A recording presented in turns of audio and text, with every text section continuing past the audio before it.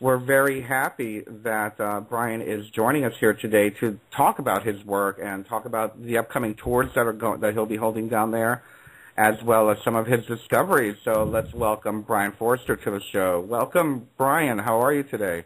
I'm very well, thank you very much. Like I had said, the way I discovered you was from all of your videos that you post, pretty much. Is it fair to say that, and I guess this is just a personal question before we get into a little bit more history, do you post videos pretty much every other day, or are you always out there in the field filming your work and recording it? Oh, very much so, and actually the last two that I posted, one was last night and one was this morning, are the most mind-blowing experiences. Yeah, I saw that. Oh, you did? Yeah. No, I always carry my cameras with me. We found what is an elongated skull of a baby on the coast of Peru here, and it's. I've been working with Lloyd Pye, who some of you may know of from the Star Child project, and this is amazing. It could be a sub-race of human being that we've discovered. Wow. Wow. That is mind-blowing, fascinating. Wow. Let's go ahead and get started with, I guess, letting our audience get to know you a little bit, Brien. We have information on a little bit about your background, but why don't you tell us in your own words what brought you into the work that you're doing today, basically? What got you into it? What got you interested in doing it, and what made it become your passion?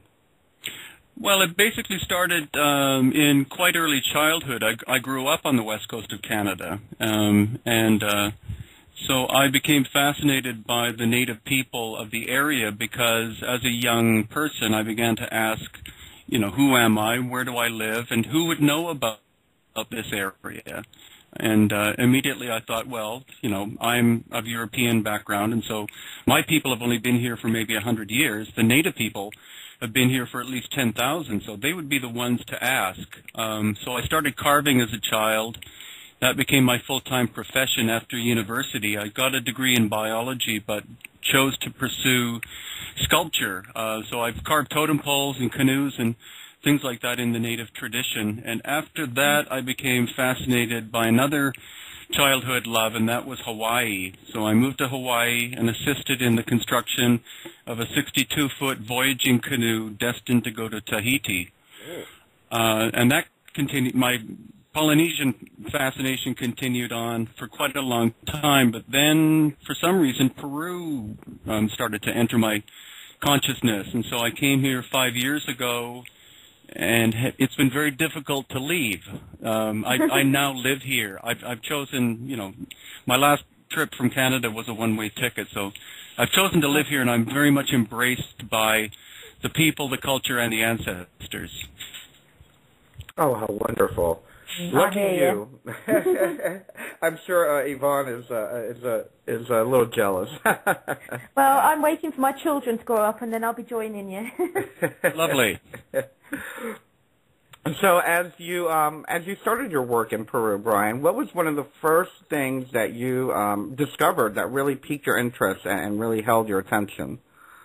Well, the first of any culture that one would look at, the Inca, of course, would be number one, and so that was my interest. And I visited Cusco many times with my wife, who is Peruvian, and quite rapidly I found that a number of the tour guides didn't seem to have as much information as I thought they would about the history of the Inca people. It was mainly textbook, Western slanted information, and not enough from the indigenous side. So gradually I began to gather information from the early Spanish chronicles and from native people I know.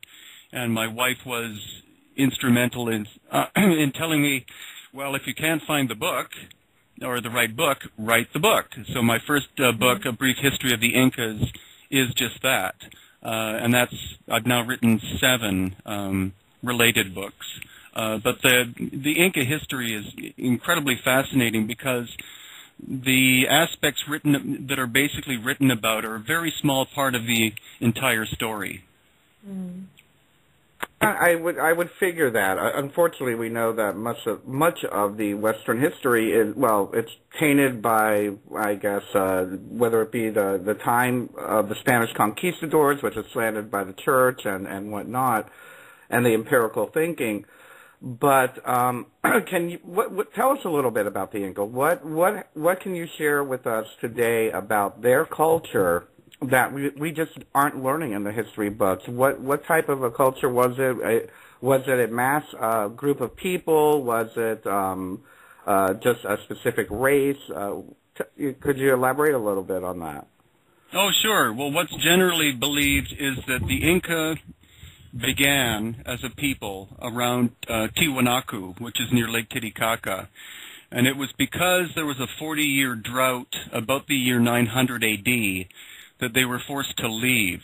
They couldn't grow food anymore, and so the standard story is that they moved northwards and found the Sacred Valley, which is near Cusco, and then they founded the city of Cusco. People were already living there, but under very primitive conditions, so the Inca were very highly evolved, especially in ways of agriculture, and so they immediately taught the local people how to grow food. They were master engineers. And so that's the standard story, that they arrived in Cusco about the year 1200 AD, and they were more or less destroyed by the Spanish by 1533. But the real story is that it's more probable that Cusco was a thriving ancient megalithic city about 10 to 12,000 years ago, and the Inca simply moved into Cusco. They found buildings there that were, stone buildings. They adopted those buildings, and then they built the city around them. So that's where I'm researching the mystery of the megaliths. I'm 100% positive that the Inca did not build the megalithic buildings. Wow. It's it parallels the story of the ancient Egyptians and how it's believed, how some alternative researchers believe a very similar story. Is that right? Exactly. It's exactly the same story. The Pharaonic period of Egypt, covers possibly, from the year 3000 BC, but people like Chris Dunn, who's a friend of mine, who wrote the Giza Power Plant, Stephen Mailer, who is a major researcher and also an expert on crystal skulls and is a student of oral traditions, they know for sure that the Great Pyramids, for example, and the Sphinx are at least 10 to 12,000 years old. The Pharaonic Egyptians moved into that area, adopted the structures, but did not build them. Wow.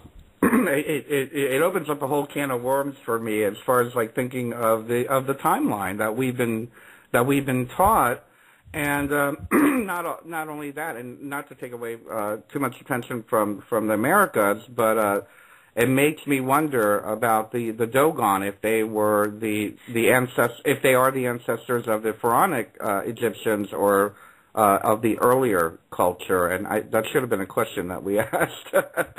What are your thoughts? Do you know much about the tribes that left Egypt? As far as the Dogon are concerned, were they Pharaonic or were they prehistory? No, I think that's an excellent question, and I really suggest that you get Stephen Mailer on sometime, because he is an expert of ancient Egyptian oral tradition. His teacher was a man called Hakim, who was shown on the Pyramid Code series. Just a brilliant man, very quiet. Like most oral tradition people, native people, around the world tend to be very quiet people, but they are the living libraries.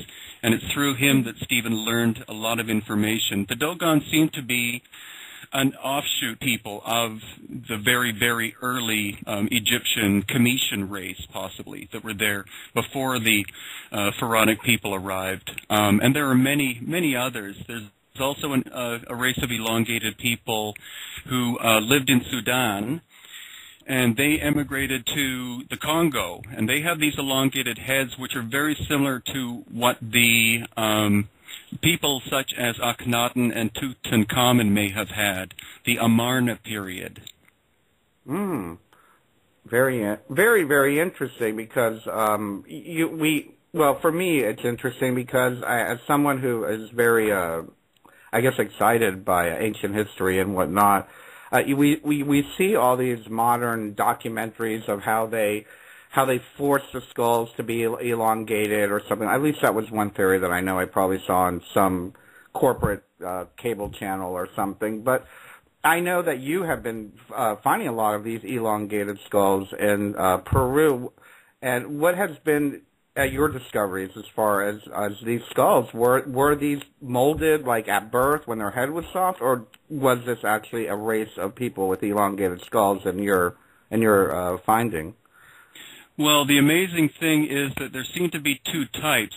David Hatcher Childress and I are writing a book right now about the global phenomenon of the elongated skull, because it happened in Egypt during the Amarna period, we presume. It also happened in Malta, in Russia, in Europe, in Melanesia, the Olmecs of Mexico, and also in Peru, exactly where I am. The funny thing is that I'm at the epicenter of the elongated skull culture here.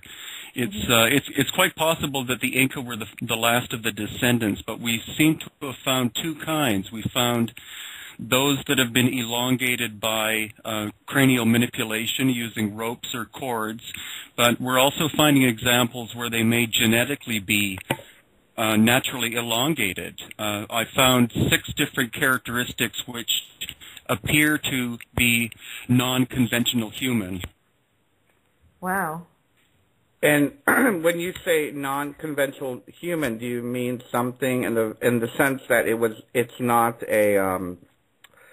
in the timeline as far as like quote unquote evolution, and is it possibly otherworldly, or is that taking it too far? It's possible that there is genetic input from off-planet, but we don't know. Lloyd Pye has some DNA samples that I sent him, hair, skin, bone, and teeth, which his geneticists are going to analyze soon. But so I don't really like to speculate. But right. what we seem to see happening is that a seafaring people arrived here several thousand years ago from somewhere, and over time they bred with other, quote unquote normal people, and so the elongation started to disappear. And what happened after that was that there was a desperate attempt to bring these ancestral features back because of their high level of intelligence, and that's when the binding began. Mm. Oh, so it was kind of like they were trying to emulate them. Is that what you're getting from their culture? Exactly. Well, that's if you ask any of the cultures around the world why did they bind their children's skulls? It was only the royalty and the high priestly class, which were usually the same family, that this was done to. And the story seems to be generally the same thing, and that is that they wished to emulate the ancestors, because the ancestors had a very high level of intelligence. And also it was thought to be a beautiful, a thing of beauty as well. Yeah. Wow. Well, that answers a question that Annie just mentioned she wanted to you had ask. a question on the chat? Wonderful. Well, I'm glad we answered that. But let me take it a step further and ask you, Brien, has there been much, I don't know how to phrase this question correctly, but has there been much evidence that you have found to be, I guess, analyzed to be true as far as a culture being there before the Inca? Are these skulls that culture, or are these the Inca that were just starting to mix with the culture, the native people? Well, there's a very distinct Paracas culture, and general archaeology is describing them as being quite primitive people who lived on the coast. But there are some. The more time I spend here, the more fascinating they become, because they have or had the largest elongated skulls in the world. There are examples in the local Ica museum where it seems that their cranial capacity was almost twice as much of an average human. It's not simply that the brain or the skull was altered in shape, but they're bigger. I mean, these are huge, and those are the ones that are always shown on, ancient alien type shows. It's like, who were these people? The more research I do here, the more complex these people become. They weren't simply, farmers and fishermen.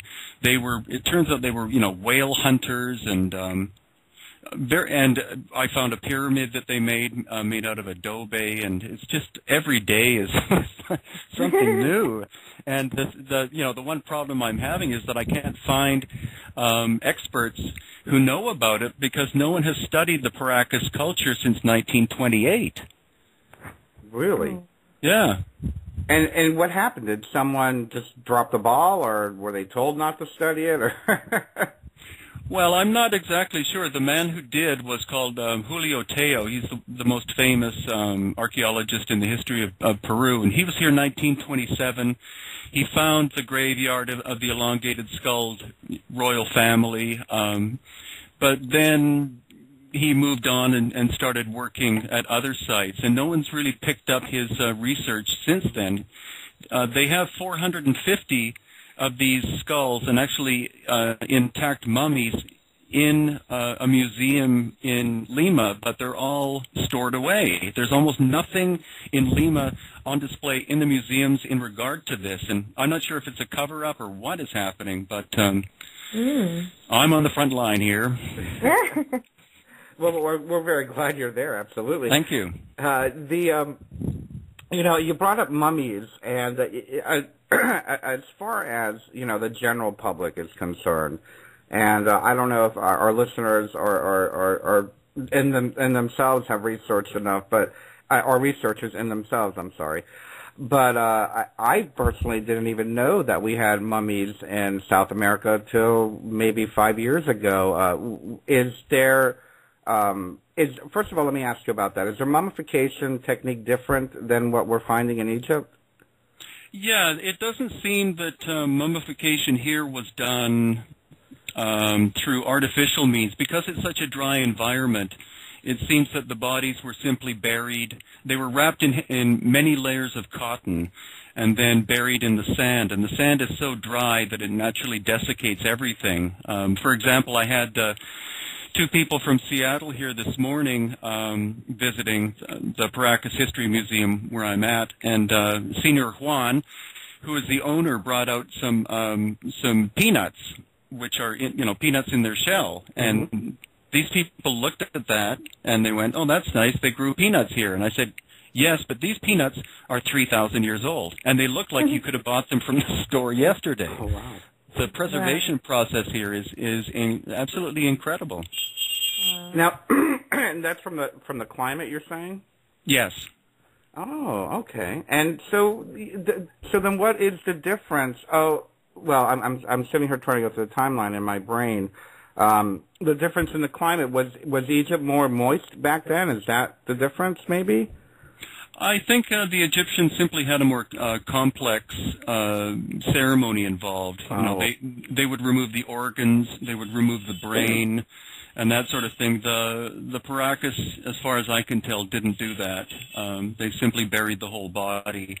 But we're still early on in the research with this. The climate here was very different 1,500 years ago. It was much greener than it was. So again, I'm at the early stages of that aspect of it. Right. Can I? While we're on climate, Brien, have you been to Pachamama site very much and done anything there? I think it's called Marae. Is it Marae? Oh yeah, Marae. It's Marae. I've seen a picture of you stood next to it, but that was one of my favourite bits of it. No, it's an amazing place, and it's far more complicated than what people say it is. It's often regarded as being an experimental station that the Inca built, which does make sense. It's a series of concentric circles. It's like it looks like a stadium, and it's monstrous in size. It is. It takes a long time to watch. Yeah.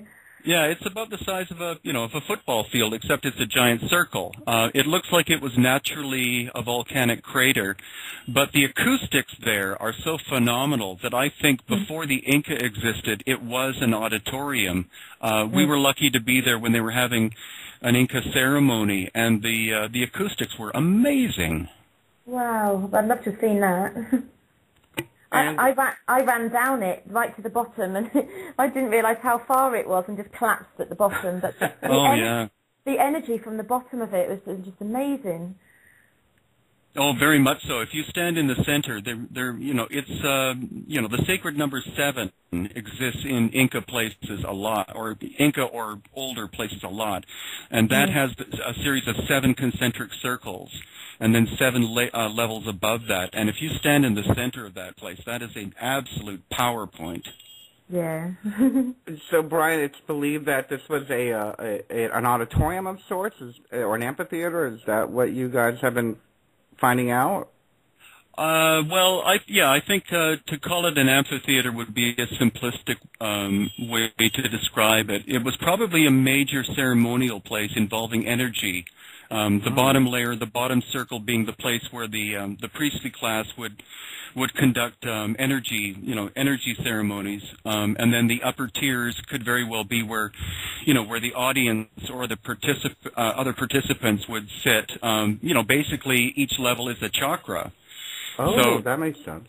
Yeah, so it's possible that if you sat on a certain level, you'd be working on your heart chakra or one of the others. I wish I knew that, because the local guide told us that it was an Inca greenhouse. None of the other information. No, but that's the whole thing is, like I was saying, is that a lot of the guides don't really learn enough, and so you do have to, ask the what is left of the old tradition people in and around Cusco. What was the function? And over time you get the most amazing stories of, well, 25,000 years ago people built this, and it's like, well, that's impossible. It's like, no, it was 25,000 years ago, and you say, but native people didn't, cross the land bridge, and and the local people would say they didn't cross the land bridge. These people sailed on ships. It's like, oh, okay. and they had red hair, and it's like, what? It goes on and on like this. I love hearing this, because I love to hear the discrepancies. Could you share a few more discrepancies with us as far as what the guides offer versus the reality of what the natives are telling us? You said something about red hair. Who would have thought that they had red hair? And also, I guess another one is, did they practice ritual sacrifice in amphitheaters like that? Well, that's excellent. Thank you for that, because a lot of the bad information was probably created early on by the Spanish themselves, and more specifically the Catholic Church. Because the best way to control a people is to destroy their belief system. So the first thing the Spanish did when they entered Cusco, which was the capital, was they destroyed the Temple of the Sun. And the Temple of the Sun was the center of worship and philosophy and everything for the Inca people. And they immediately built a giant church on top of that. So what that meant is that the people who used to visit, that place in order to, because it was the spiritual center, now they, again, we're entering the spiritual center, but it had a different symbolism. Exactly the same thing that happened in places like Europe. The cathedrals are built on older pagan temples. So that, that's basically what happened. Gee, sorry, I've lost my train of thought. That's okay. It's funny. I'll bring your train of thought back in a second, but I have to say, Yvonne, does it make you feel like you're in Peru again, hearing all that beeping? It's making me giggle, actually. Yeah. Same here. I'm out on the veranda enjoying the view. Well, thank you for the authenticity of the scenery. It reminds me of them scary buses hanging off cliffs that I went on quite a few times. Oh, I know. Just make sure your driver hasn't been drinking. Exactly. But I guess to get back into your train of thought, tell us about the discrepancies of, let's say, the people. Were they all short, little people with little bang haircuts and black hair, or were they tall? And you said something about red hair. Yeah, no, that's the amazing thing. Well, the thing is, what the church and others would do is they would make stories up, like they would say your ancestors sacrificed people to their gods, and therefore, you have to be ashamed of who you are because that was a heinous act. And there are very few examples of the Inca having sacrificed people. They have found mummies up on the tops of some of the Andes, usually young children who had been heavily drugged, and they had been given as offerings to the living deities of the mountains themselves. But it wasn't an extensive thing that was done. Also, people. Almost every depiction of the Inca is of these warriors. The high Inca is always, carrying a club in his hand. And what I've learned is that the Inca were, the main thing that the Inca were incredible organizers of people. And they never had an empire. They had a confederation. So as they expand, and that's why they were so successful, is that as they chose to expand north and south and east and west, they would first go to the people, the high people of the bordering state and say, we would like you to join our confederation. We have all of these things that we can offer you. We have, incredible farming techniques. We have incredible engineering knowledge, etc. Would you like to join us?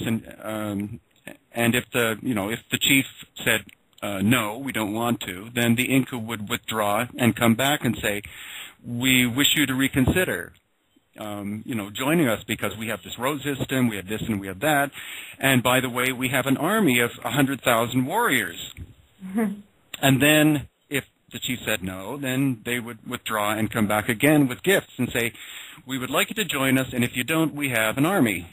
Oh.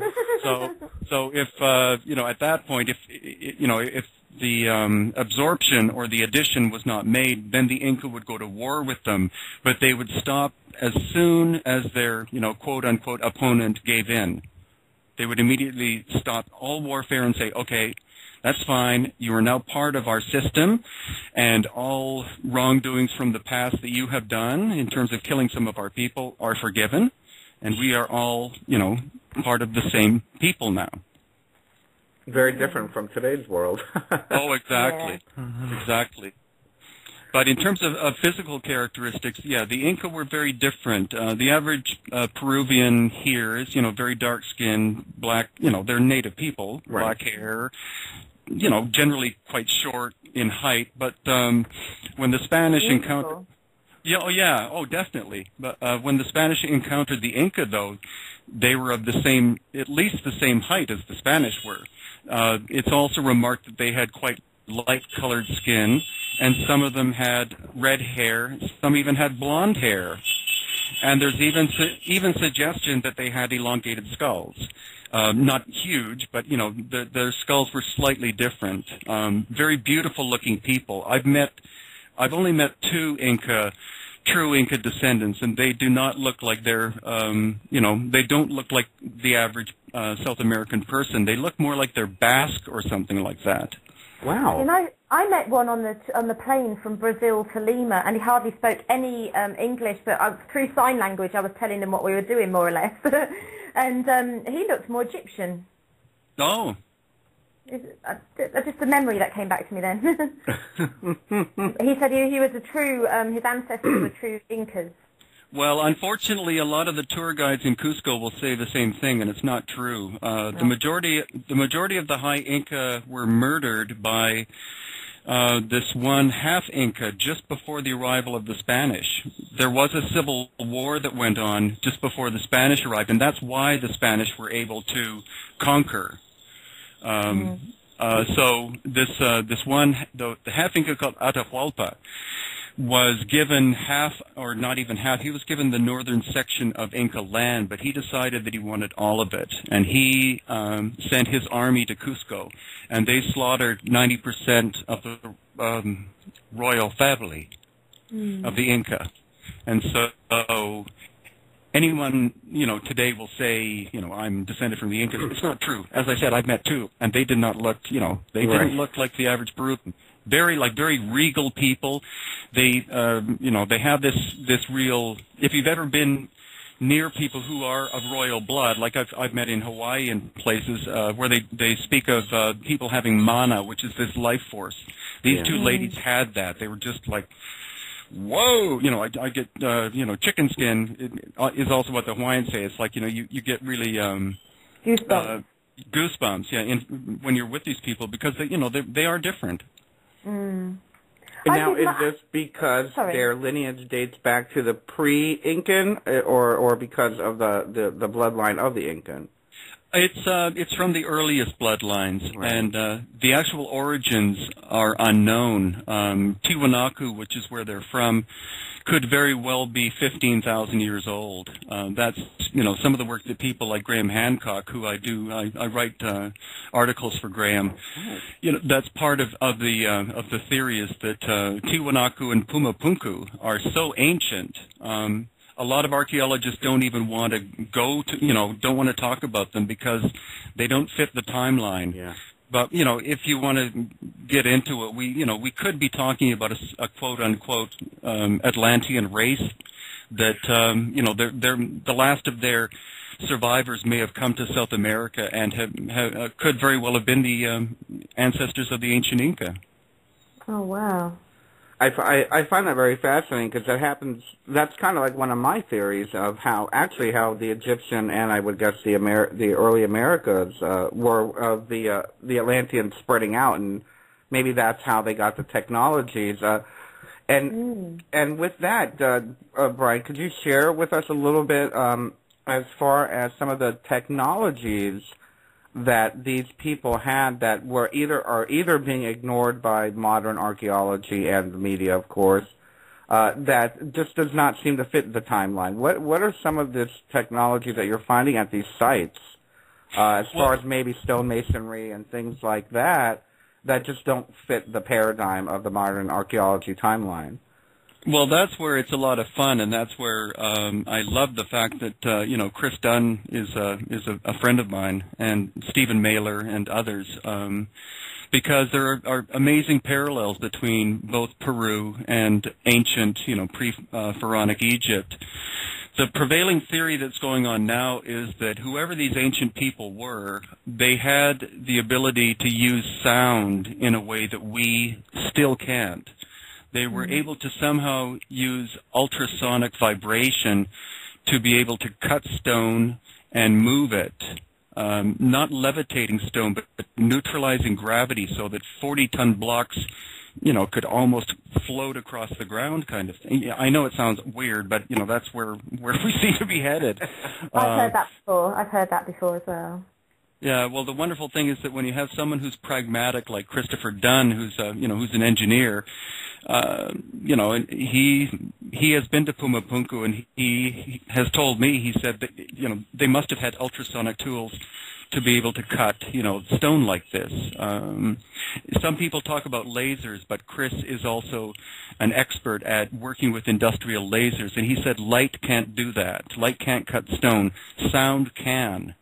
So we're again at the early stages of that. We can't find any of the tools here in Peru, but there are a number of components of tools that have been found in Egypt, presently in the Cairo Museum, but they've been mislabeled. There are these circular things made out of amazing hard stone, which are labeled as being ceremonial plates, but according to Stephen Mailer and others, what they were is they were these discs that spun at incredibly high velocity, and they were part of this ultrasonic machine. That's about as far as I've been able to get into it so far. Oh, wow. And we're finding so much, I guess, we're seeing so much recently as a general public as far as what sound can do.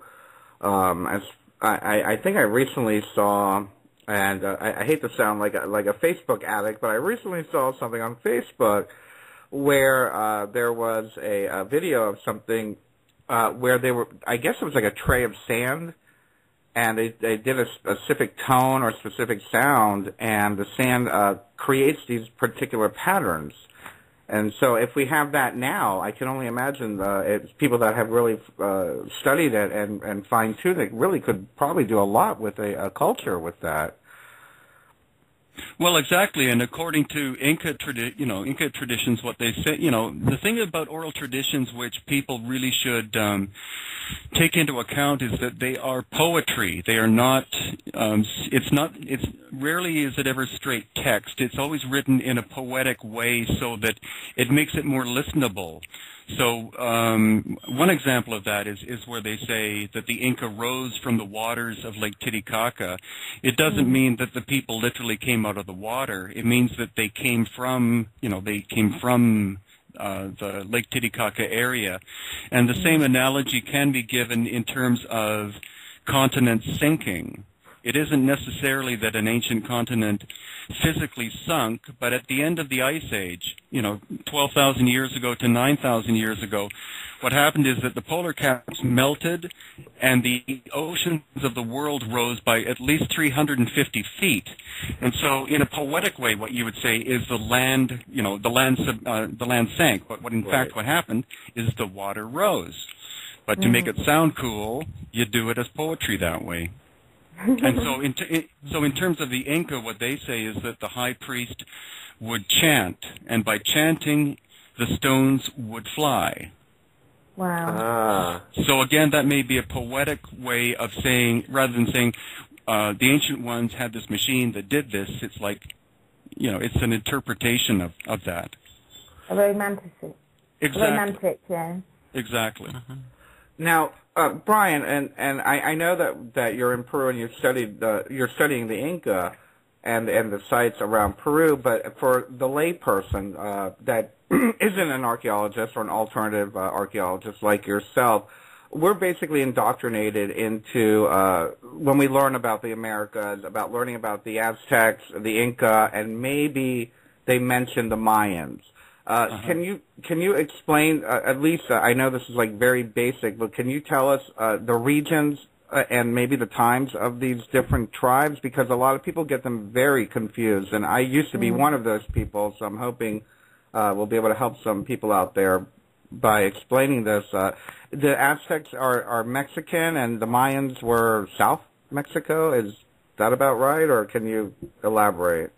Yeah, actually, that's a really good question because, some people say, well, the Aztecs, when they built Cusco, and it's like, what? Right, exactly. And it's very important. I'm actually, I'm reading right now about Cortez and how he conquered the Aztec, but basically the Aztec center is what is now Mexico City. And at the time of the Aztecs, which is about, in the years 1400s, they arrived from elsewhere, and they built their capital on an island in the middle of the lake, and over time expanded it. So the center of Aztec activity was Mexico. What is Mexico City? The lake has been filled in, and now it's a city of 20 million or something. Yeah. But the Aztecs were also very short-lived. They were, a ballpark figure is say 1400 to 1500 and something is when they basically existed.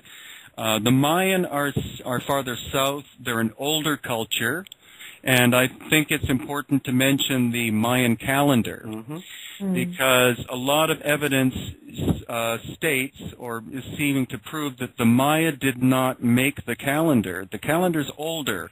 It was made by probably the Olmec culture, who were a much older culture, and they had elongated heads, but that's another topic.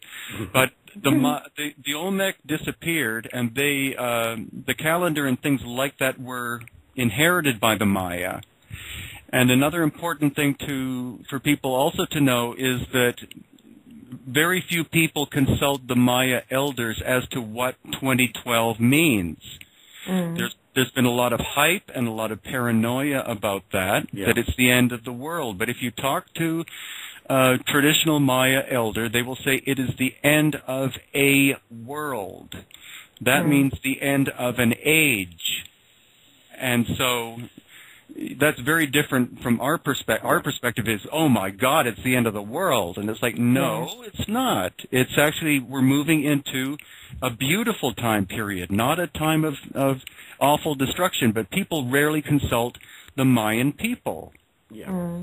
And I think that's important. And in terms of the Inca, began about the year 1200 AD, and they disappeared more or less about 1533. And the Inca were not the only important civilization. They were more or less the peak of the pyramid of all the cultures that came before the Inca were cultures that the Inca learned from, and the Inca adopted and adapted the brilliance of the older cultures.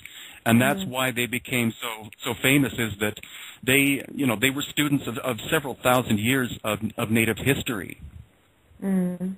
Oh, I like that. Fascinating, because again, we get so much information that people really don't, I guess, go into detail and try to put the picture together. I know for myself.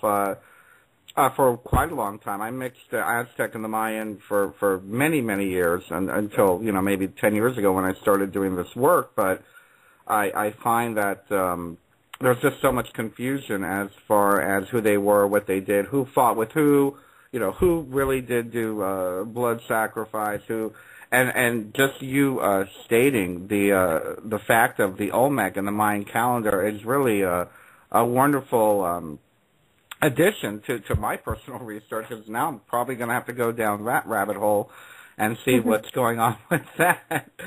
But it's true, though. I really appreciate you sharing that insight as far as the Mayan calendar, because, like you said, unfortunately, most people turn to Netflix for their information for 2012 versus really consulting the people who know this information or have studied it, or scholars on it, or were a part of the culture that created it. And I moving on to another topic. We are here, I guess, in Western culture here in North America, and I'm sure in Europe. When we talk about Peru, we usually only hear about Machu Picchu. We don't really hear anything else except for Machu Picchu. We might hear the Inca, and might hear a little bit about other sites. But if I'm not mistaken, you have seen many, many, many sites and have participated in work in some of them. Could you share some of the sites that you've been to, and maybe tell us some of the more fascinating features that you have seen or come across? Sure. No, that's a very good point, because Machu Picchu is beautiful. And it is the most amazing place. You can't take pictures that can do justice. You have to be there. No. And it's part of it is the energetics. There's a very heavy layer of serpentine stone underneath it, and and serpentine has this inherent quality of calming people down. So anyone who goes, and it's energizing. So, anyone who goes there goes into this, mild hypnotic state, I would call it. But the thing about Machu Picchu, again, is, the conventional story is it was, built under the timeline of one of the high Incas in the 1400s, and that's turning out to not be true. Machu Picchu is at least 10,000 years old. Wow. At least the core. Again, this is my absolute fascination, and or one of them. And the tours that I give, that's why my company's called Hidden Inca Tours, is that I show people, the Inca construction, which is right next to something which is 10,000 years old, which is very close to something that could be 20,000 years old. But the core of Machu Picchu, and especially the very famous Intihuatana, which is the hitching post, that is at least 20,000 years old. What happened was a culture came and built structures there. It was abandoned. Another culture came possibly 10,000 years later, built and abandoned it, and then the Inca built 90% of what you see. But it's a very old place, and it is one of two so-called lost cities. The other one is called Choquequirao. and it was found I believe about 100 years ago, and it's about the same size as Machu Picchu, but Machu Picchu is, actually overemphasized. Right. Where people catch the train to go to Machu Picchu is a town called Ollantaytambo, and the Ancient Aliens series that I am on, the episode that we did about Ollantaytambo was on about a week ago. Ollantaytambo is a huge site. It covers a time span again of more than 10,000 years. There's evidence of a major catastrophe happening there that demolished a huge megalithic building. There's also on the side of the adjacent mountain that most of the guides won't show you is the face, a human face carved into the stone that's 500 feet tall. Wow. And most people don't see it, and I'm sorry, but I find it comical when I go there, with people, and the guides point out one thing, point out something else, and these people are literally looking at this, but unless you specifically point it out to someone, they won't see it. But once you see it, you can't unsee it.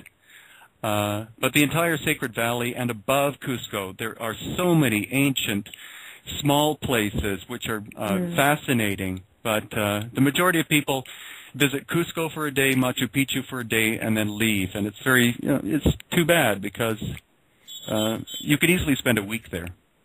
There's just so much more to see. Oh, yeah. No, it goes on forever. Everywhere you walk, there just seems to be just ruins everywhere, doesn't there? Yeah, well, actually, that's the fun thing is that Jesus Gamara, who is an expert. He's not very well known outside Cusco, but he's one of the masters when it comes to the knowledge of the Inca culture, the one that came before, possibly 10,000 years ago, and the one that was possibly 20,000 years ago. We went to this one small site above Cusco, where it looks like stone has been somehow cut, like these cubes the size of refrigerators have been removed from the mountainside with perfect accuracy. And there are many of those. And so, he showed me, I think, 3 that day, and I said, it's amazing. How many more are there? And he said, between here and the Sacred Valley, there are 5,000 more. Wow. So it's one of them's called Sexy Woman, but that's the English version of it. So it's Saxe Woman or something. Yeah, the conventional name is Sacsayhuaman. The true name seems to be Saxa Uma, which means the furrowed head of the puma. But it has the largest megalithic stone blocks in South America. The largest are, I think, about 120 tons, and they fit together perfectly. Yeah, that was amazing. So is it kind of, when you say a megalithic site, what is it? Are they standing stones or a circle or a combination? Actually, all the above. The major places such as Ollantaytambo and Sacsayhuaman and Amarumacha, there are many of them. But those 2 are the most famous. Pisac is another one. But that is where you find these, giant stones of, say 40 tons. Unfortunately, I being of a scientific background, I like to quote actual numbers. Right. That's great. No, because some people say it was 400 tons, and you're saying prove it to me. Right. Yeah. And it's like no, in terms of realistic estimates, 40 tons, 60 tons. The largest I've seen is 120 tons, but that's the weight of 60 or 80 automobiles. Yeah. And these they interlock in a not perfect, but so close that you can't fit a piece of paper in between them. And the other amazing thing that most people don't know about Sacsayhuaman or Sacsayhuaman, the giant wall that's there, it isn't just that the original builders were able to take these giant blocks and interlock them, but they're also pictograms. They're like jigsaw puzzles composed of animal figures. So not only were the oh yeah, the first time that was shown to me it's like, what? He said, yeah, that's a llama. And it's like, oh my God, and there's a snake, and there's a condor, and you're going, who were these people? this is nuts, Not only very did they spiritual. Oh, very, but not only did they integrate these stones in an amazing manner, but they decided to make patterns out of them as well. Mm. And are you saying patterns of the pictographs or of the stones, or both? Well, I mean putting the stones together in a jigsaw shape so that they make representations of full animals, wow. fish and llama, snakes, condor, different animals in different places. And there's obviously there's a spiritual, symbolic purpose for the exact placement of each one. But that's something that I still hopefully have 40 or 50 years to to live and research the rest of it, because every day's an adventure here. I'm just my mind is constantly blown by what I'm exposed to. I'm very blessed. Mm-hmm. Yes, it sounds it really is. You are very blessed. I wish I was there by your side to enjoy seeing some of this. Anytime you want to, please come down. Oh, I will. You got me thinking though, when you're talking about the different lines and different pictures, I can't help but think of the lines. Oh gosh, what are they called? The Nazca lines. Yeah. Have you seen any of those, or is that by you? I'm not even quite sure where they're placed down there. Yeah, actually, Nazca is just east of here, southeast. And again, thanks to the Ancient Alien series, we were filming here in Paracas, and we went to Nazca and Cusco. Oh, great! So I was able, luckily, to meet. Yeah, they're going to be doing an episode with the Nazca lines as well. Yeah, Nazca is, as far as I know, Nazca's on this Thursday night. Wonderful. We're gonna talk more about Ancient Aliens and what you guys talked about, and I don't want you to give away too much as far as the episode is concerned. But what can you tell us about the Nazca lines? Have you been able to go there yourself? Well, of course you went there, but where, how? Well, it's like where, how, and why for those lines, but. Have we really come up with any idea of how they were created, and how were they able to construct such wonderful pictographs that we're seeing from so far away? Yeah, they're actually not that complex, and I did make a Nazca line when when we were filming. We actually walked out across the the landscape a little bit, and I showed how it was done. It's quite simple. The surface layer is oxidized because of this, the intense sun. So any of the stone that has any kind of iron, or mainly iron content, it'll oxidize over time, and that's rust more or less. So the surface is grayish brown, but if you scratch under the surface, there's a clay deposit underneath which is white, and it's the contrast between those two that produces the effect. What I was able to find out by meeting an archaeologist there who is doing groundbreaking research, quote unquote, is that the animal figures were not made by the same culture as the lines. The animal figures were made by the Paracas people, who lived as far east and south as Nazca. It was the later Nazca culture that made the line system over top of the animal figures. Oh, wow. So it's almost a layered effect, no pun intended, but a layered effect of cultures adding, I guess. Exactly. Well, one great example is if you look at a picture of the famous spider one. You notice that there are lines running, it's a beautiful design, and then there are these straight lines running right through it. And what I think happened is that because you can't see the animals from the ground, these people made the lines right over top of them without knowing that those were even there. Wow. Oh. I love it. Now, have we figured out, is it I guess for lack of a better term, is it a sigil in honor of a spirit? I mean, like each animal, have we looked into the anthropological aspect of each particular image?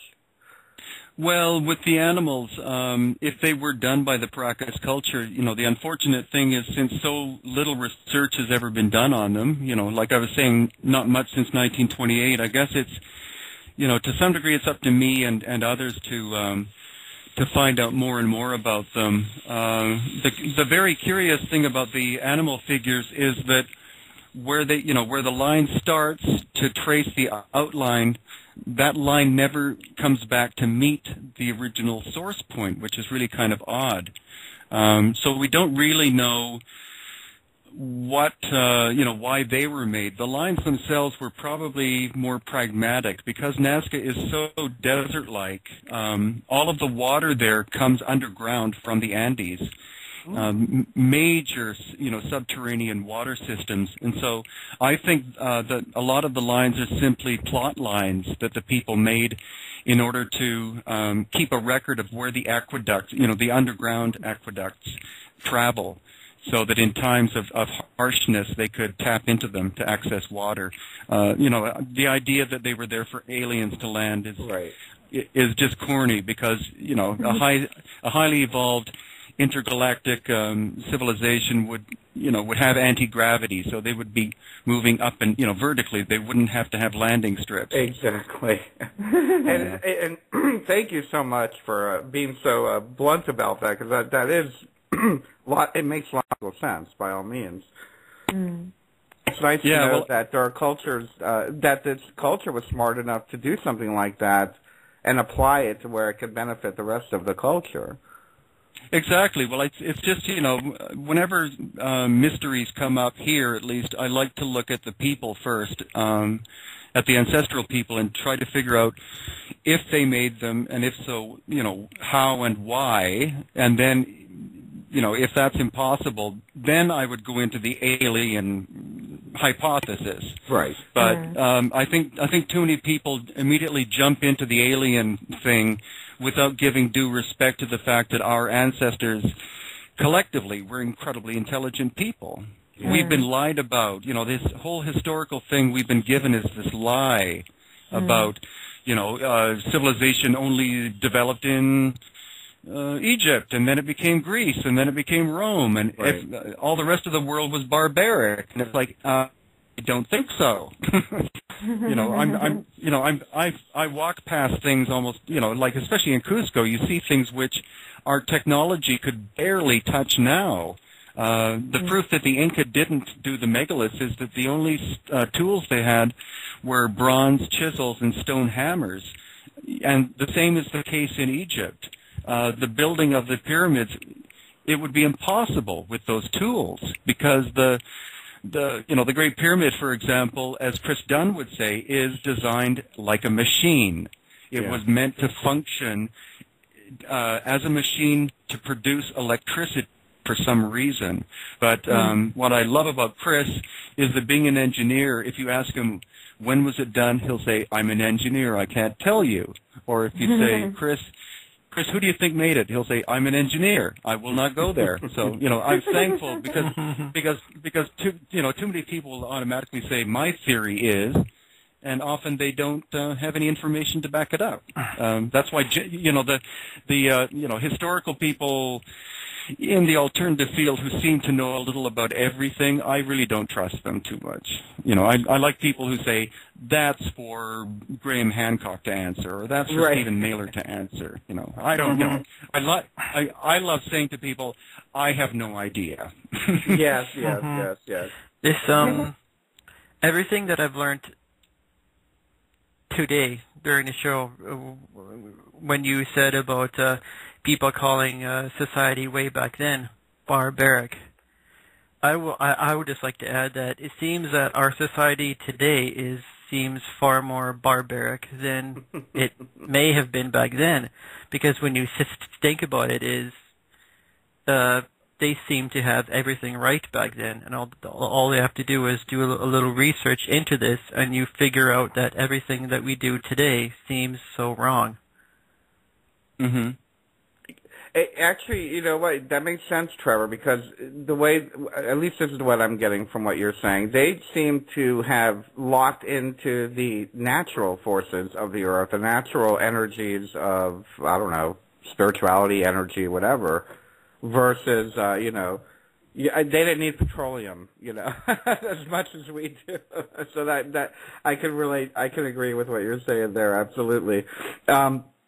We're definitely overdue for a break. We need to take a very short break. We're going to take a 2-minute break, but when we come back, I would like to talk to Brien a little bit more about, well, the Ancient Alien series, which, are they still filming down there, Brien?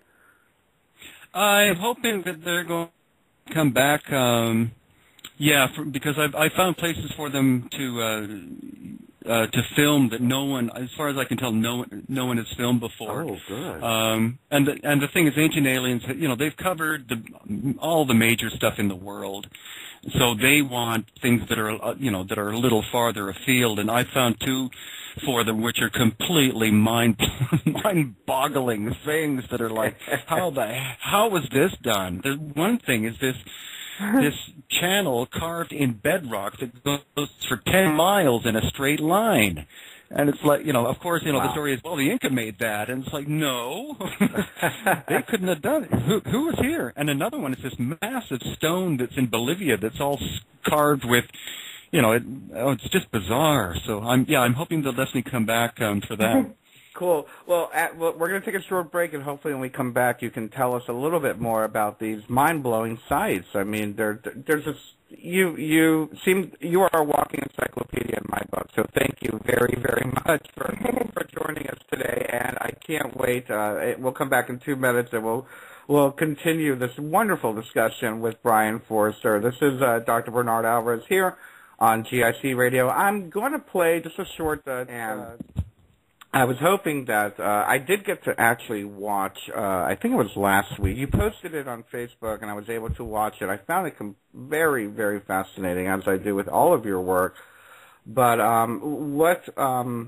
first of all, what was it like working with them? Are they allowing you to kind of share all this stuff that's not mainstream? I guess that's my first question. Oh, yeah, no, the crew were great. It was a crew of 4 people from Los Angeles who came down. My wife and I coordinated, you know, all of our movements, and that's how I was originally contacted. And then they just decided to put me on camera, and then it's like, oh, okay. Oh, Brien, we have a question. Turn on the camera. So I'm on actually quite a lot. Thankfully, you know, I'm very thankful that I went to acting school when I was a kid. So, but yeah, it was a great experience because they wanted to see the least conventional things that I could show them, and we had a great. You know, I very much missed them after a week when they left because it was such a lot of fun to be with them. Oh, that's nice. That's good. That's nice because, you know, we hear so much about, we just see so much with, like, the alternative community doing mainstream stuff. Well, no, I won't call Ancient Aliens mainstream, but bigger stuff, and they always have to censor a little bit, but I'm glad to hear that they were so accommodating, and I'm sure you were as well. What was some of the more, I guess, what was the most surprising thing to them? As far as like any of the sites that you took them to that kind of like blew them away? Well, they were quite, they were quite excited and shocked when I was able to show them, you know, the structures in Cusco, for example, that, were at least 10,000 years old. And also Nazca, they were amazed at how simple it was to make the lines. They were impressed with everything. The skulls was what really caught their attention more than anything, as far as I can tell. And that's the show that, as far as I know, will be on this coming this Thursday. I think it's called Lost Worlds. You know, they tend to give me a title, and then just before it's to be aired, then, you know, sometimes the title changes. But I think that's what this one's about, and it relates to as well to the possible migration of people from South America to Easter Island and beyond. So, yeah. And what channel is that on? It's on the History Channel. That's it, yeah. And it's also sometimes available afterwards on YouTube as well. You have to kind of, search for it. Yeah. I that's basically how I find it because I don't have cable television by choice. But there's always a way to find it, and I've been lucky enough to find it so far. Now, what's the premise in reference to Lost Worlds, or at least this particular episode that they're talking about for this week? What is their premise in the sense of the message that they're trying to get across that you kind of hopefully help them out with a little bit? Is it that there's a missing culture that nobody talks about, or missing technology? It's more at least I hope. Oh, here comes. Actually, it's funny. That's the mayor honking his horn. He's just driving in.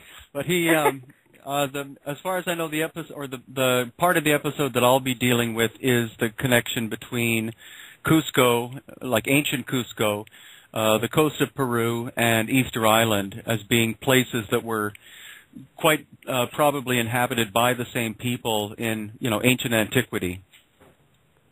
Oh, really? And have you been doing some work on Easter Island recently, or are you interested in it?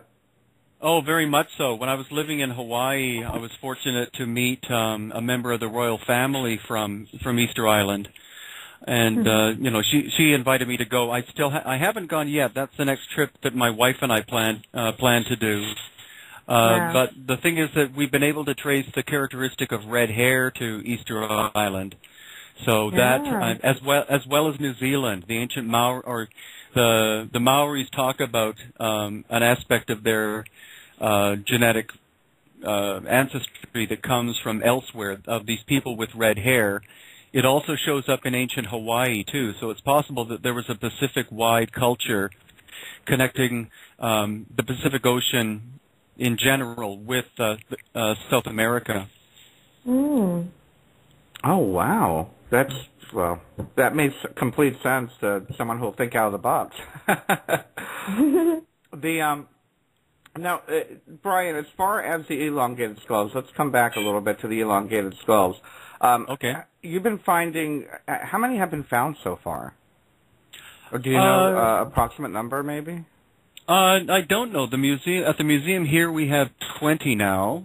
Wow. The museum at Incas, which has the four giant ones on display, I was able to get into the back storeroom, which was fun. I just asked one of the people who works there. It's like, are there more? And he said no. And then 5 minutes later, he opened a door and just quietly said, come in. And so I went in. And there are about 50 of them in boxes there.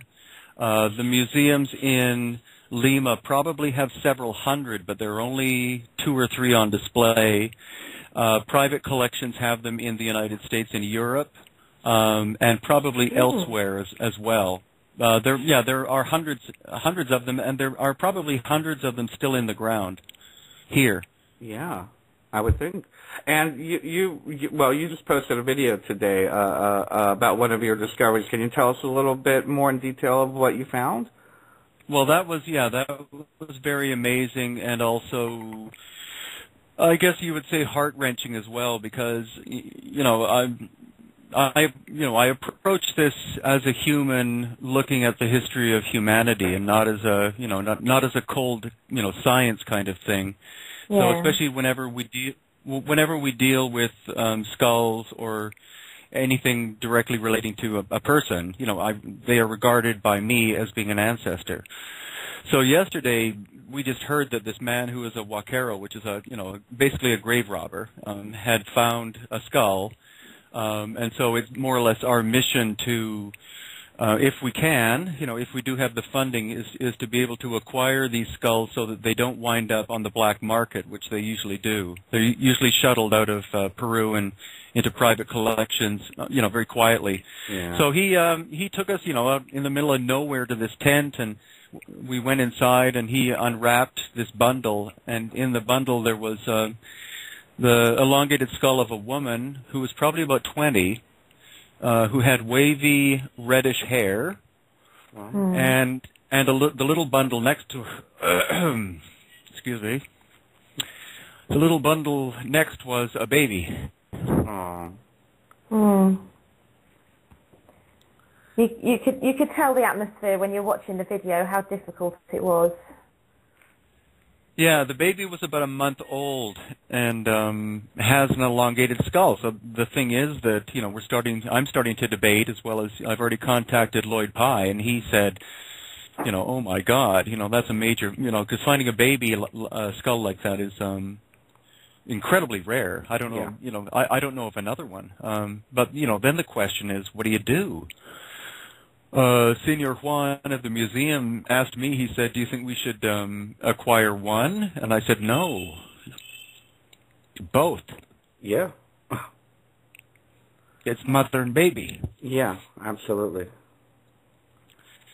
So we did, and so Senior Juan has them in a special place now to basically air them out, because, you know, they've only been out of the ground for a very short period of time, and, you know, they are human. They are actually not skulls, they're mummies. And so, you know, there is the tissue aspect, so we have to make sure that they dry properly, you know, to keep them intact and make sure that you know, that they don't decompose. And then we're going to find the right way to display them. My first thought was to rebury them, but we have no idea where they came from. Oh, wow. Okay. Now, with them, well, you touched on the fact that that the baby was only you said about a month old. Yeah. So this is, I guess, logic would dictate that it was born with an elongated skull, not created. Is that one of the points? Oh, that's a thing, but, you know, this morning when Senior Juan came to the museum, I asked about the skulls, because this, you know, happened yesterday, and he said, well, they're, you know, I have them, it'll take 30 days for them to be left untouched. So there's, you know, they're still bound, Right. They're still wrapped up.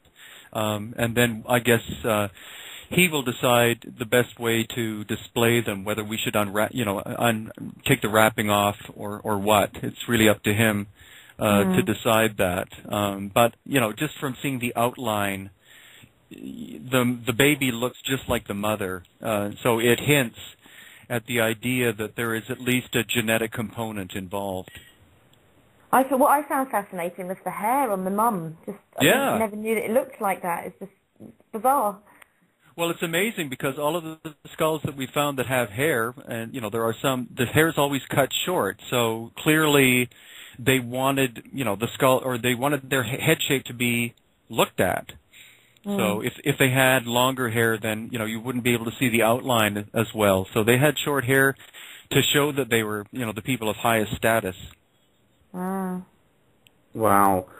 When you say higher status, and, you know, I heard earlier when we were talking about, I guess the for lack of a better term, the hierarchy of the culture, there was a separate priestly class. Now, was it strictly the priestly class that has the elongated skull that we're seeing? Yeah, it's strictly the priestly and ruling class, and like I think I was saying earlier, that probably would have been the same family. Another great thing about the Inca is that from seeing how their culture functioned, and because they learned from every other culture that came before them, you know, they're very smart that way. They took the best of everything.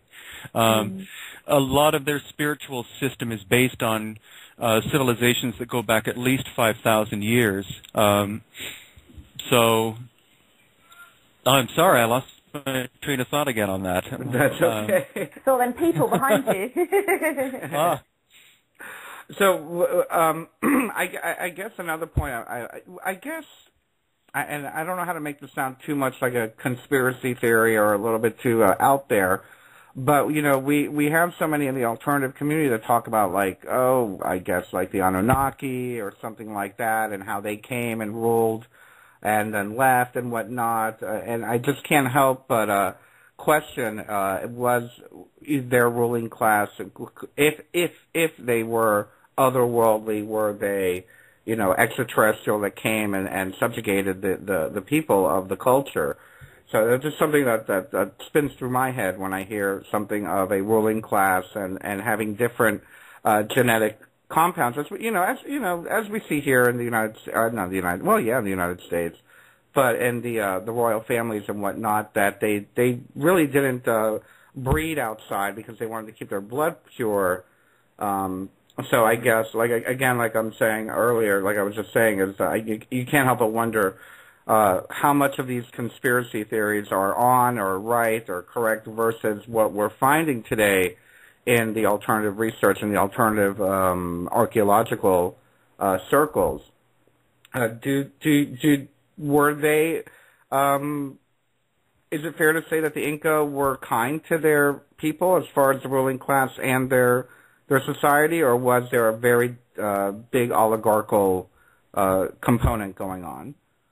Well, that's an excellent question, because that's any visitor to Cusco in general will hear the story of the mighty Inca, dominating and conquering everybody, and they built an empire. But the deeper you go into it, especially the work or the writings by the one half Inca, half Spanish writer called Garcilaso de la Vega. His mother was full-blooded royal Inca, and so the deeper you go, the story seems to be that the intelligence and the way that the Inca were able to create and expand this confederation was by invitation. They invited the adjoining rulers of places to join the confederation. It's only that if they refused, then they were conquered. But it was always an invitation first. And so the highest of the Inca, the ruling high Inca, was the caretaker of the people. And you still see that today in Native American communities in the Americas. Someone who is a chief, and I know some chiefs, their role is not this like high, wearing a crown and saying, I will mate with these women and you will, I subjugate you and the gold is mine.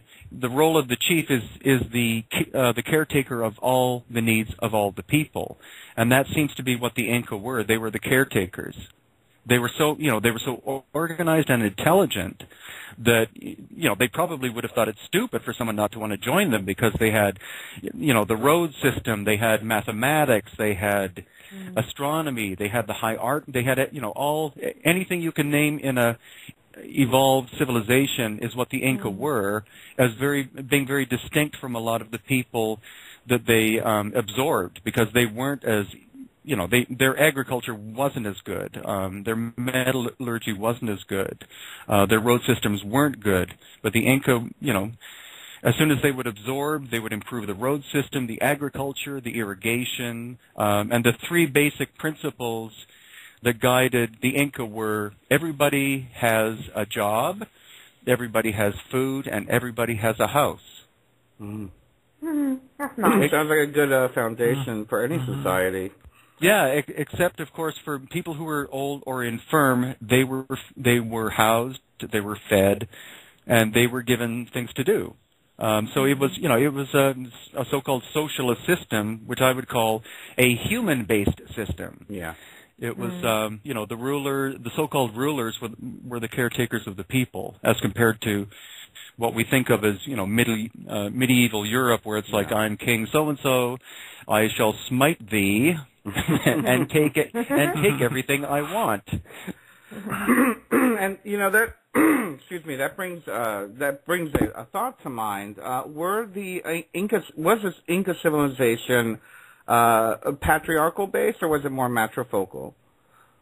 That's an excellent question. The thing is, the highest of the Inca was always male.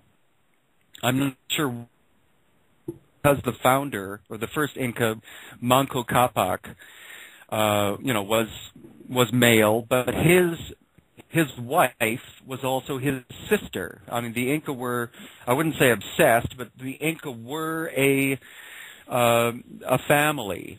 And the only people you can call Inca were the ruling family. You can't call the Peruvians Incas. It was a specific ruling family.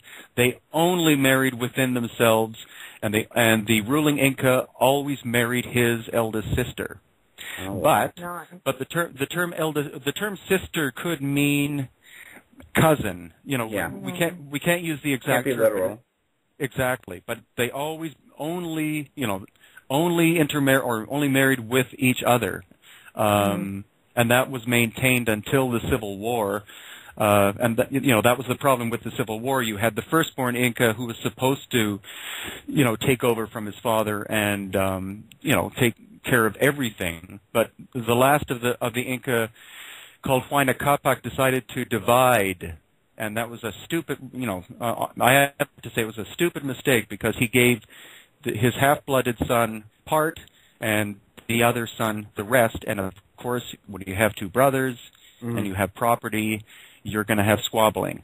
And their battle is what allowed the Spanish to easily come in and take over. And just one final little point on that is the fact that the Inca had rules of warfare, like a lot of cultures have. You're allowed to fight this way, but you can't fight that way. Like, you can't fight dirty. Right. But what the Spanish did is that they lied continually. And so when they were at war with the Inca, they would do things, barbaric things that the Inca were, in honesty, shocked. It's like, you're not allowed to fight like this. And it's like the Spanish say, we can do whatever we want, So that was another thing that, when the conflict between the two happened, the Inca believed that there would be rules of play or rules of warfare. And the Spanish just said, no way, We have come for one thing. We've come for the gold. Yeah. Because Pizarro and every one of the conquistadors was desperately in debt. So it was they either had to plunder, or the alternative was they would be sent back to Spain and be thrown in jail. So that's why they became ruthless. I might have another discrepancy for you. Okay. I got told by a guide that I can't say Ollantaytambo properly. What is it? Oh, Ollantaytambo. That's the one, yes. That the last battle where the Incas actually fell and was there. Actually, that is true. The thing is that after the Spanish took over Cusco, they tried to set up a puppet Inca government. And they basically said, well, you're the oldest of the Incas, so therefore you're going to be the king. That way they would have a puppet to put in front of the people and say, you still have your Inca family, you still have your ruler, but that was Manco Inca, and he caught on pretty fast that he was going to have no power to do anything. So he rebelled. And the rebellion continued for about 200 years. They had to retreat from Cusco, first to Ollantaytambo, where there was a major battle, and then they moved farther and farther back into the jungle. And it was only through the deceit by the Spanish that the final Inca ruler was captured and I believe beheaded, and that destroyed them. I was going to say, it kind of sounds like the way the United States Empire works, installing puppet leaders, but that's another show. Yeah, exactly what I was thinking. Well, it's a time-proven technique. Absolutely, it sure seems to be. Yeah. My goodness.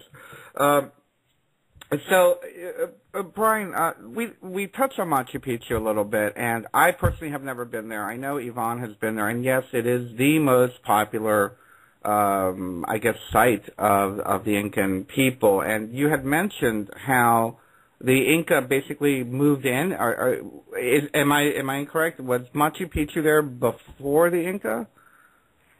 Yeah, actually, if you read, even if you read Fingerprints of the Gods by Graham Hancock, he has a quote in there. There were, I believe, German archaeologists who early in the last century, I believe, or mid-century maybe, they used archaeoastronomy, which is becoming a much more popular way to date structures. It's based on the position of a building relative to its position to, or its relationship to the cardinal directions. Mm. And because the planet has a slight wobble to its orbit that takes place over 26,000 years, exact alignments tend to go out of whack a little bit before they come back. And so Machu Picchu, by these two archaeologists, was dated at least 3,000 to 5,000 years old. But their information was immediately hushed, and their careers were trashed as a result of that. But the work of Arthur Snadsky is even more interesting because he dated Tiwanaku, again based on archaeoastronomy, at, I believe, different people give different numbers, but I believe 15,000 years ago. Wow, that's quite a long time. Yeah, so with Machu Picchu, though, it seems to me from working with Jesus Gamarra and other people that the Intihuatana, which again is the hitching post of the sun, is of the oldest, and it could very well be 20,000 years old. And then there are secondary, beautiful, the beautiful buildings, small ones that are there, which are perfect. They're probably in the order of about 10,000 years old.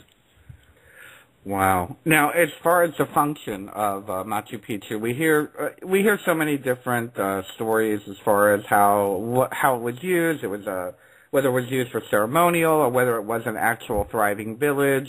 I've heard things that each of the terraces were different gardens. What can you tell us as far as the actual function of what you've learned of Machu Picchu? Well, I think the smartest idea is that it was. And it was, the best analogy is Camp David in the United States. Oh, okay.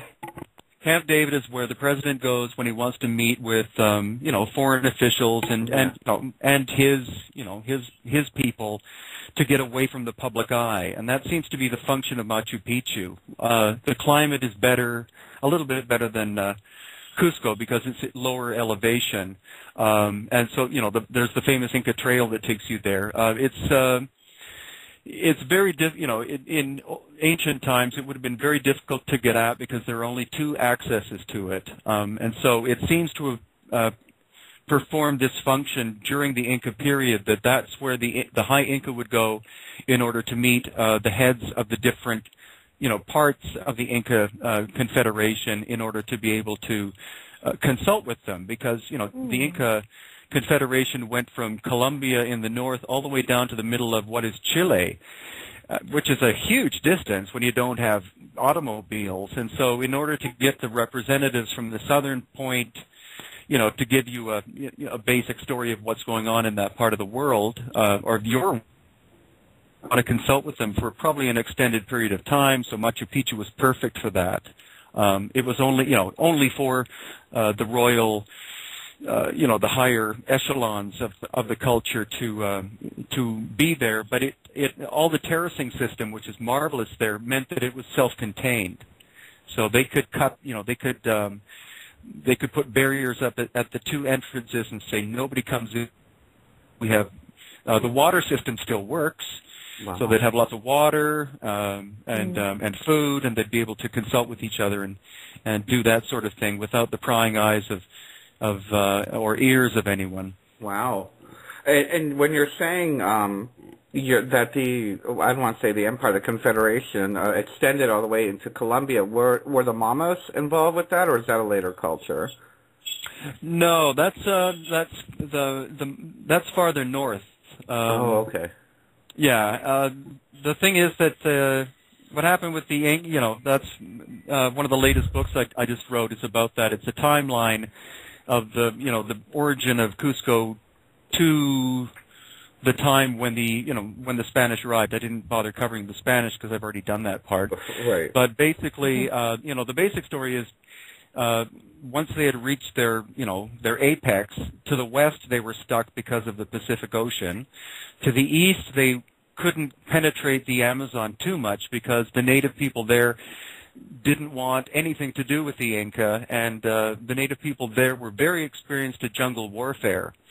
So they could be up in trees with bows and arrows and just, pick the Inca soldiers off.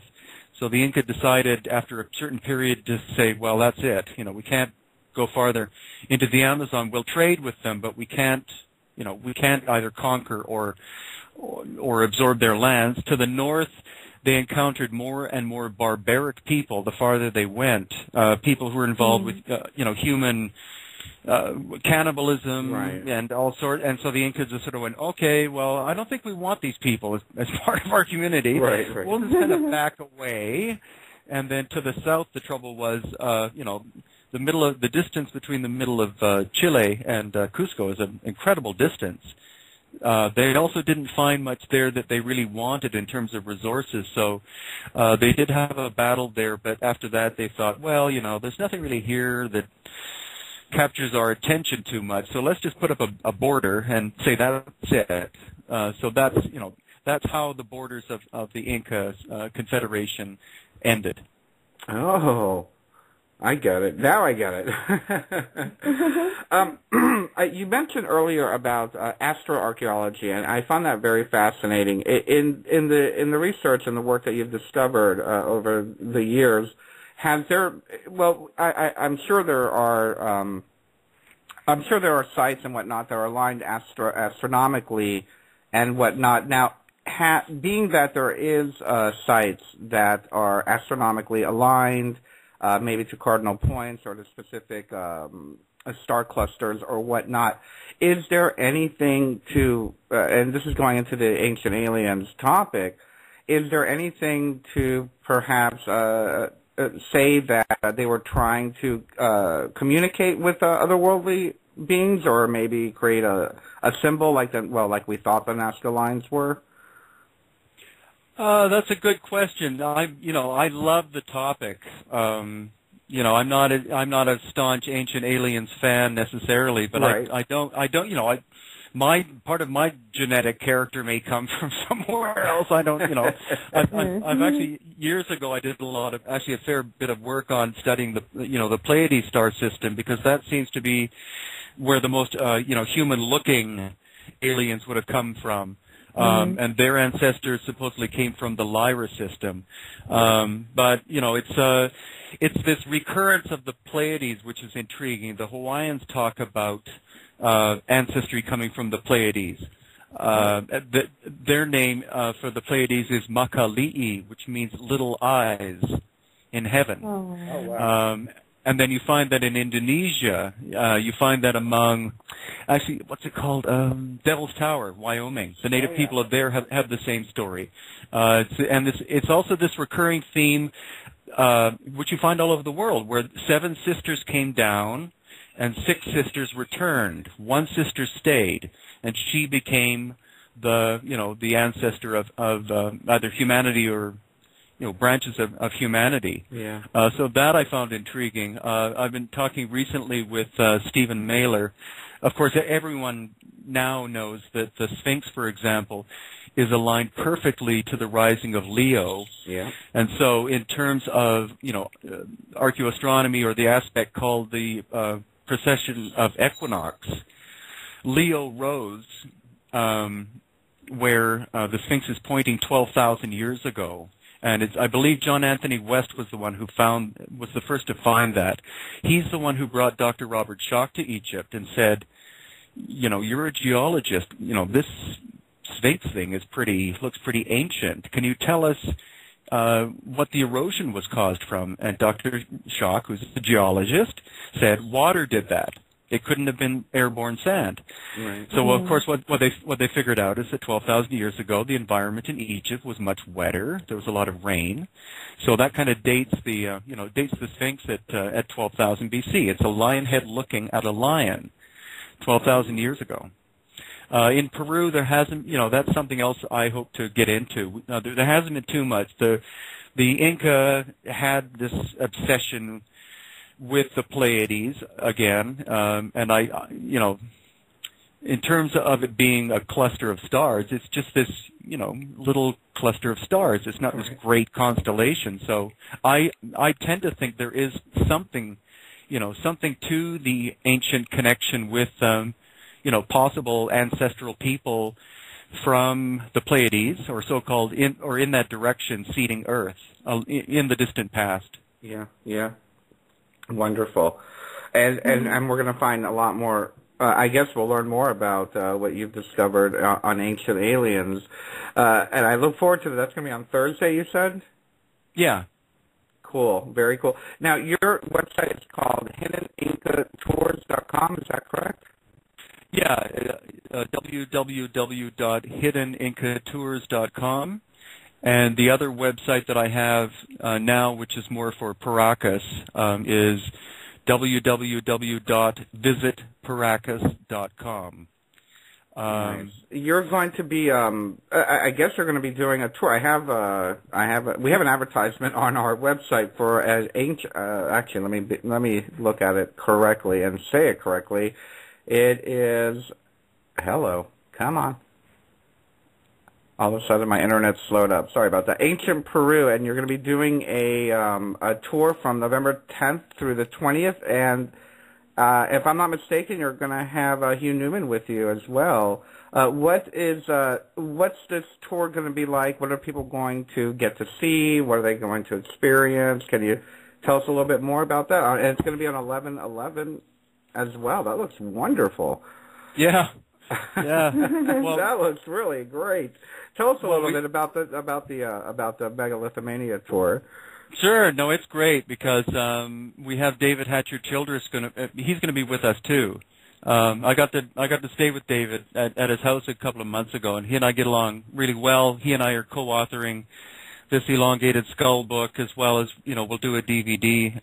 It's as far as I can tell, it's the first tour that is going to cover all of the major megalithic sites, Tiwanaku in the south, in Bolivia, to Cusco, including Machu Picchu, covering the Inca period, the older culture of 10,000 years before, and the culture before that of 20,000 years before. So it's going to be Hugh and David and I discussing with our guests, and showing them exactly what the Inca made, and describing how they could have done it, and then the other structures which clearly they could not have done. And the great thing is that there are many sites, especially around Cusco, where you can see all three forms of construction in the exact same building. So I'm very excited about that. David's has been stating for years that the Inca couldn't have built some of these things, and I totally back him up. And it's the information is building, and the knowledge is building to prove our point. And I do it. Yeah. I do it out of respect for the Inca, because I want the Inca to be known for what they did, but I don't want them to be blown up to be these superhumans who did impossible things, but describe what they did, and then, give justice to the history of Peru, and that, there have been evolved people living here for many thousands of years.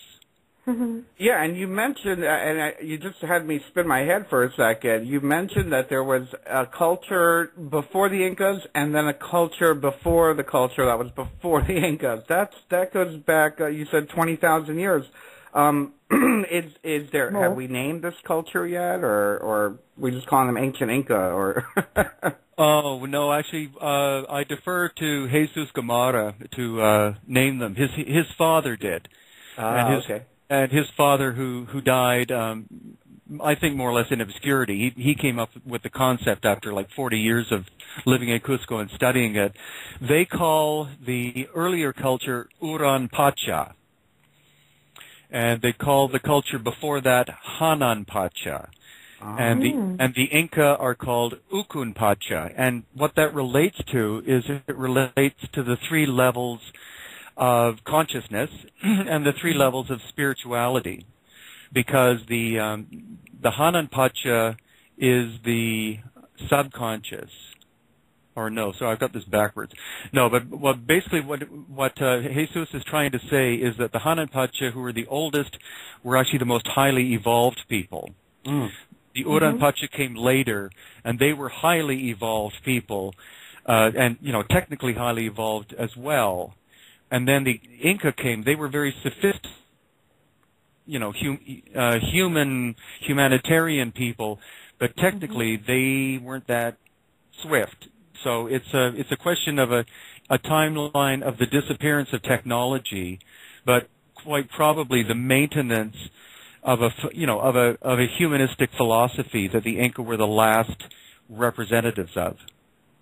Wow, and you've given me I guess a pattern, a thought pattern in my mind now, because I can't help but notice that when we're talking about older cultures, it seems like the older and further we go back, the more evolved they were, and their technology and their, I don't want to say intelligence to be rude, but I have to, seems to be dwindling as we get closer to the modern Western history, or lack of. Are you finding the same thing, that it seems like the older and older and older, even the Egyptians is a good example, that the technology seems to dwindle as we come closer to modern time? Is this a continuing thread throughout the cultures around the world, or at least in Peru, that you're finding? Oh, definitely. No, that's a great point, because according to Stephen Mailer again, with the ancient, they're called Cometians, the people of Egypt who were there prior to the pharaohs. Kemet supposedly was the name of Egypt early on, which means the black land. Black meaning the soil was black, so it's fertile. Uh-huh. But what seems to be surfacing is the fact that these ancient cultures were, it's kind of corny to say they lived in harmony with nature, but they understood the physical laws so well that they didn't necessarily have to build machines that had moving parts. They were able to the term use nature is what we do, but they were able to utilize the natural forces for their own benefit. For example, supposedly there is a huge system of tunnels under the sand in Egypt where the Great Pyramids are, and according to Stephen, the Nile used to be, I believe, to the west of where it is. And whoever these ancient people were, they tapped into that water source, and they had this ancient system of subterranean aqueducts running underneath the pyramids. And that water, passively, or not passively, but moving of its own accord, was what fueled the power plants. And they were supposedly, plants that produced hydrogen. Oh, wow. Yeah, they were hydrogen. As far as I know, Chris Dunn is the expert, not me. I read his stuff and often screw up what he says. But supposedly that's how it worked. Like, there weren't really machine parts moving inside the pyramid, but it was the movement of water that went through, and the use of the energy of the earth, and then certain attunements were made, and that's why the proportions are specific. That the water somehow entering under the Great Pyramid was able to harmonize somehow to separate into hydrogen molecules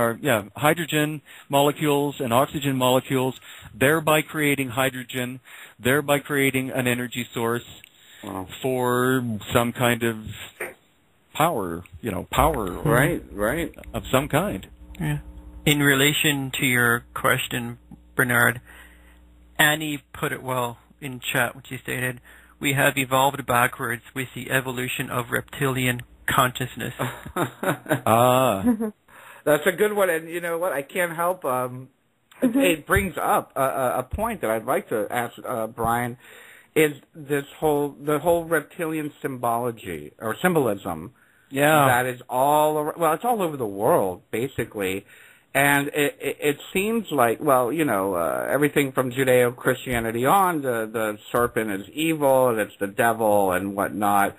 But what in relation to the Peruvian civilizations, what did the serpent represent? I mean, I can I can, give a definition as far as what it means in the tarot cards, but as far as these civilizations, what did the serpent represent that you've come across? That's an excellent question, because the three symbols of the Inca spiritual system are, they knew of the three states of consciousness: subconscious, conscious, superconscious. The Hawaiians, because I've lived in Hawaii, and studied their, belief systems, they had exactly the same knowledge: subconscious, conscious, superconscious. So what the Inca did is they symbolized all three. The subconscious is the reptile or the snake. The conscious is the puma. The superconscious is the condor. So when you see these representations in ancient Inca and pre-Inca structures, that is what they're telling you. They're telling you that, that at this place, because we use these symbols, this is what we're trying to tell you. So the serpent symbol you find all over. You still find in Cusco. The Spanish did a great job of destroying snakes wherever they could find them. Yeah. On buildings and things. You can, as part of my tours, I show people where the snakes are still carved into, stone walls and things. It represented wisdom. And the Quechua name is Amaru, which is the Quechua name for snake. But it's that's what that represents, and it's very big. But the Inca also learned that from a much older civilization. So that trilogy or that triad of knowledge of states of consciousness plus the symbolism of these animals goes back several thousand years. And I'm sitting here and I'm looking at the chat, and it's funny how Annie's just saying, actually I think it's Heidi, is saying that in the Bible it's the villain. And it's weird how the modern controlling, during the Catholic Church and whatnot, the modern controlling would symbolize the serpent, which is, you said the subconscious. Is that right? Yeah, that's right. So it would subjugate it as the villain. And it goes right back to what you're saying, almost what we talked about at the beginning, how the modern religion and or power structure tries to make the older one look evil and make you feel like you would be embarrassed of that. And it seems like they've done a very good job with the snake and the serpent of suppressing that as a power figure. Even in I guess in the East we have the Kundalini serpent that we talk about all the time, which is also represented by the serpent. And when we talk about the esoteric, we're looking at the serpent as a symbol of regeneration and rebirth and wisdom. But it seems like the Western power structure has seemed to really try to make it sound really horrible. And we've only got about 5 minutes left, but I was wondering, and I don't know if this is off topic for you, Brien, but maybe it's not because we're talking about, we have talked about ancient aliens, but, and I'm sure maybe perhaps you've come across these theories of the reptilians, the reptilian aliens and whatnot. Are they calling them reptilian aliens in the same way that Christianity is calling it, or is it misunderstood? Is there like a certain connection there, or is that just something that you haven't looked into? Not really. The symbol of the serpent, it's quite possible that what they were referring to is that they may have known the concept of evolution. So it may be that the serpent they knew was like a very ancient thing, and so wisdom is something which is ancient. The subconscious is something which is ancient because it goes back. So they may have used it for that reason.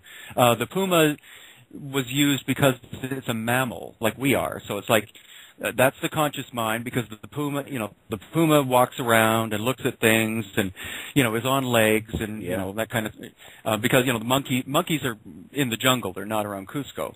And then the condor was used the same way that Native Americans use the eagle. The condor flies high, so it's it's at an ascended level, so it symbolizes the fact that it's, possibly a symbol of the higher state of consciousness. It's closer to the sun, which is the source, so, let's use the symbol for that. And that's also where the concept of the Inca and their relationship with the sun has to be explained a little more. People say, well, they were sun worshippers. It's not really that. It's that the Inca knew that the sun represented the source of energy and the source of life. But what they were, again, it's poetic. So when they say we are the sons of the sun, or sons and daughters of the sun, it means we are sons and daughters of the source. And that we use the sun as a symbol because it's physical. But what it actually means is that which is infinite and that which is hidden. But we need something to symbolize a source, and so the sun comes up, it makes plants grow, so we'll use the sun. So we are the children of that. But it's the sun behind the sun, which is what we're referring to, which is the source of all things. Wow. Thank you for that, Brien, because we hear so many people talk about these sun cults and whatnot, and it's taken literal. And, I've kind of understood that it's kind of we call it the central sun or the inner sun or the hidden sun. And it's exactly what you just described, and I think that people, unfortunately, get caught up in the terminology and take it so literally that we forget that it's meant to be poetic. Now, sorry, but another important point is that in places like Cusco, they'll use the term cult over and over again. Yeah. This temple was built for a water cult, or this was built as a serpent. What are these cults? What are you people talking about? But in order to get the tourists through the tour, a lot of people use these. Use terms like, it was a water cult, or, the Inca built that, or, we have to move on because now we're going here, and I just can't do that. For example, when we go to Ollantaytambo, it's not a 2-hour tour, it's 8 hours, because that place is incredibly complicated. And the same with any of these places. It's like, we'll leave this site when you tell me you want to go. I'm not going to shove you on the bus because, I can't disrespect the ancestors that way. Yeah, absolutely. And thank you, Heidi. I'm seeing what you're pointing out is that the cult, the modern cult that we're seeing in the media is very different from the actual definition. And if we were to call anybody a cult, any religion is a cult. So you can't just dilute it like that. So I'm very glad that you take the time out to explain that to the people. Tell us again. We got to get going in another minute, but can you tell us a little bit about where people can contact you if they are interested in going on the tour in Peru in November? Well, actually, truthfully, that tour is full. Oh, already? Yeah, we're at, you have to stop at some point, and it's because we have to coordinate people to move. I mean, it'd be great to say, we want 10,000 people to come on this tour, but but we've decided basically, hopefully Hugh's, not going to, I don't think he'll shoot me for saying this, but, we've reached a nice number of people, and, you don't want too many people because then it spoils it. But, anytime people want, they can contact me through Facebook, or even better through my website, www.hiddenincatours.com. It describes all the tours that I do with other people. I like to think that our tours are special because we do discuss the ancient places. We do have experts in Cusco that we can hire, on a daily basis who are oral tradition experts. We do I do these tours out of respect for the culture and the history. I don't do them necessarily as I do make money, but it's not I hate the term business related to it. It's a service I do. Yeah. But I do like to be compensated for it. Of course. If I can put it that way. Yeah. Absolutely, and you deserve it, especially with all of your knowledge, my goodness. Well, we're going to need to wrap things up, and I want to thank you very, very much, Brien, for this amazing, really, really thank you for this amazing educational couple hours here.